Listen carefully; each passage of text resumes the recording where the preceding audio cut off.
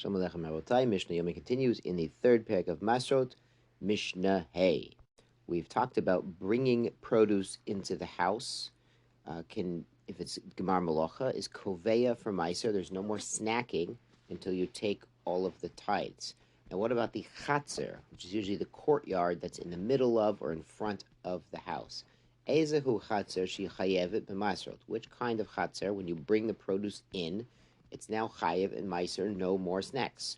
Rabbi Shmuel Omer, hatzer hatzurit, a Syrian or Tyrian kind of hatzer. The Bartner says that you can says that this kind of hatzer is like a bayit. The Mishnah says shekelim nishmarim betocha. You can leave your kelim, your items, your household utensils or clothing on the drying rack. You can leave it there, and nothing's going to happen to you. It's well guarded. So obviously, this might not be a hatzer in downtown Baltimore. It depends on the neighborhood also, but it's one where you can lock the door behind you and leave your stuff in there without it going missing. Rabbi Akiva Omer, Kol she'echad poteach ve'echad noel petura. He says a kind of hatzer where you have two residents. There's two houses sharing a hatzer, and they both have rights to open or close the door. So Reuven might leave the door open, and Shimon might close it, and vice versa, and they might switch around. So it's pater because you can't really leave your produce or your kelim there because the other guy might open the door. He has every right to do so. Rabbi Nechemia Omer, Rabbi Nechemia is a different qualification. Kol she'ein adam bosh milechel b'tocha chayevet.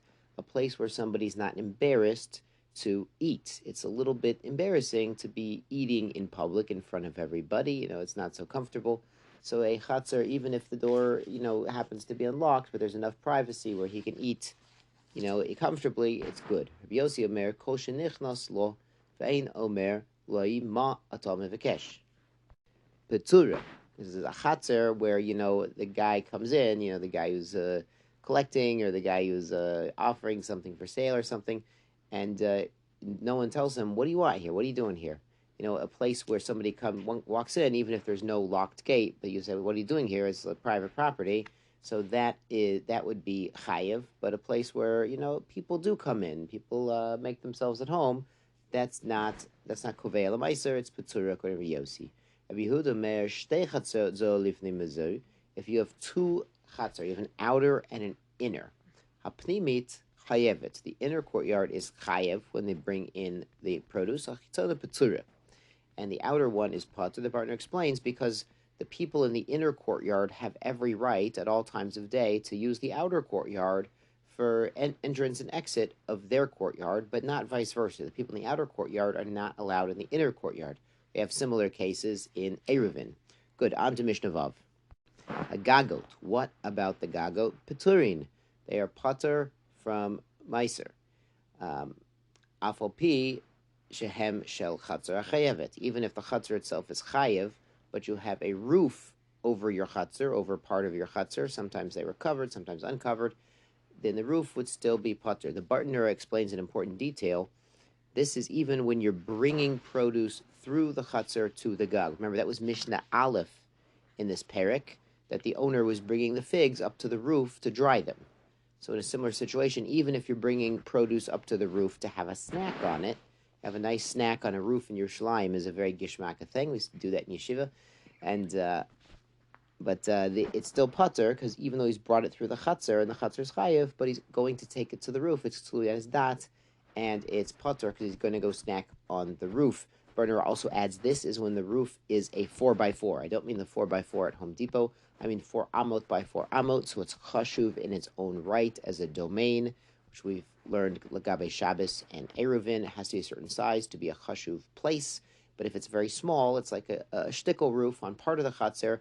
It's bottled to the chatzer. It's not 4x4. It's not chashuv. It's not important enough in its own right. Beit sha'ar achsadra merpeset elu kechatzer, but the roof of the gatehouse. The gatehouse is like where you stick the guard. We have one on the way into TA. It's like a cute little guardhouse. That's the Beit Shar. It's the house by the gate, right? For the guys who guard the parking lot, yeah, and guard TA, yeah. Achsadra is, the Art Scroll says, a portico, a covered porch with 3 walls and 1 open side. It's sometimes translated as as a colonnade or similar. You saw these in Roman times, kind of on the inside, the inner courtyard of a house, sort of the covered area with a roof supported by columns. Mirpeset is like a balcony or a gallery. We see this in hotels that have all of the doors facing the outside, and you go up to the second floor, and it's sort of like a covered walkway where you can access all the hotel rooms. That's similar theme as we learned in Eruvin. Hare elu hatzer. These are like the hatzer. They're not chashuv in their own right. They're batal to the hatzer. They support the hatzer. Im chayevet. If the hatzer itself is chayevet, as we learned in the last Mishnah, hayavin. So bringing produce there too, you got to take all the meiser. Im petura petzurin. So they follow the hatzer. Shkoyach rabosai zay gezumt.